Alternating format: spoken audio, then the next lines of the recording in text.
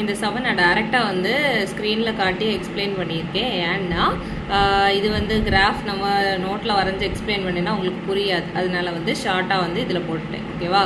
இதில் என்ன கொடுத்துருக்காங்கன்னா, இது using vertical line test determine the following curves represent a function or not.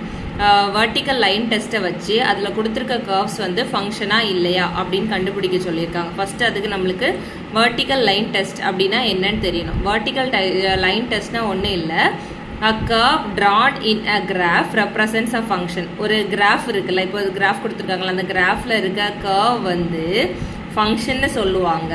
எப்போன்னா அதில் ஒரு வெர்டிக்கல் லைன் வரைஞ்சிருக்காங்களா, வெர்டிக்கல் லைன்னா ஒன்றும் இல்லை, மேலேருந்து கீழே வரைகிற லைனுக்கு பேர் தான் வெர்டிக்கல் லைன். ஓகேவா?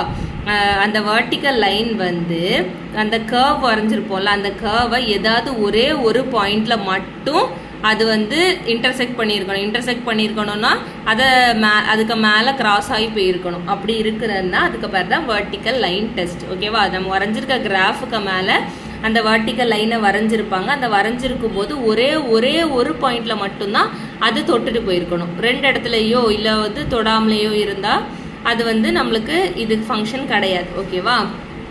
இப்போ இந்த ஃபர்ஸ்ட் ஃபிகர் பாருங்கள், ஃபிகர் 1.18ல் நம்மளுக்கு வந்து 2 பாயிண்டில் வந்து இன்டர்செக்ட் ஆகிருக்கு. ஒரே கர்வ் வந்து ஒரு லைன் வந்து 2 பாயிண்டில் இன்டர்செக்ட் ஆகிருக்கு. அப்போ இது வந்து நம்மளுக்கு இது கிடையாது, ஃபங்க்ஷன் கிடையாது. அதே இது பி பாருங்கள், நம்மளுக்கு வந்து இந்த பி லைன் பாருங்கள், ஒரே ஒரு இடத்துல மட்டும்தான் இன்டர்செக்ட் பண்ணியிருக்கு, இன்னொரு லைன் வந்து இன்டர்செக்டே பண்ணல, அது ப்ராப்ளம் கிடையாது.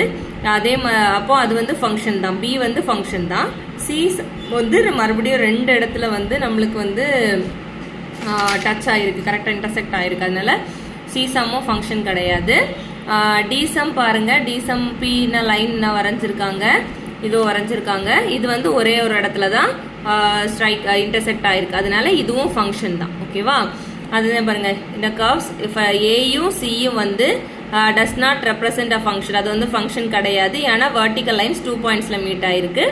கர்வ் வந்து பியும் டியும் வந்து ஃபங்க்ஷன், ஏன்னா வெர்டிக்கல் லைன்ஸ் வந்து கர்வை ஒரே ஒரு பாயிண்டில் மட்டும் தான் மீட் பண்ணியிருக்கு. ஓகேவா?